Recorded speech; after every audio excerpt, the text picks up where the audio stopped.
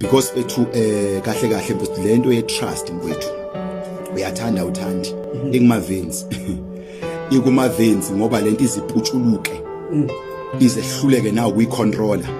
sizehluleke nawo kuyidivert endaweni right igcina isidivert endaweni wrong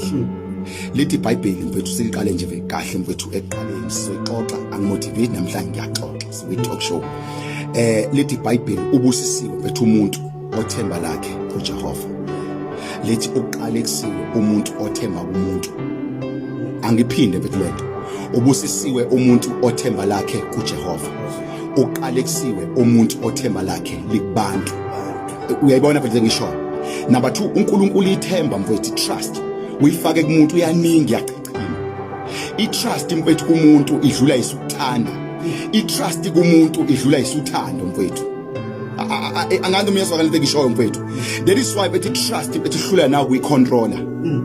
that is why bethi trust besidine sesithemba sihlula isiBhayibheli hlula isizwi likaNkulunkulu elithi ithemba lithi maningabi kubantu kodwa siyabathemba abantu mfethu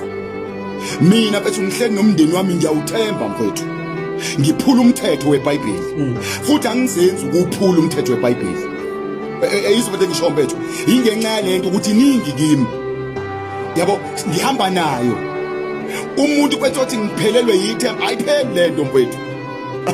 ayipheli lento and futhi silimala ngayo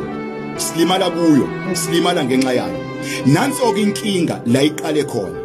mfethu sithande abantu abaright sathemba abantu abarong and sithande abantu abaright futhi esibadingayo and bebe right and ba right and bohlezi be right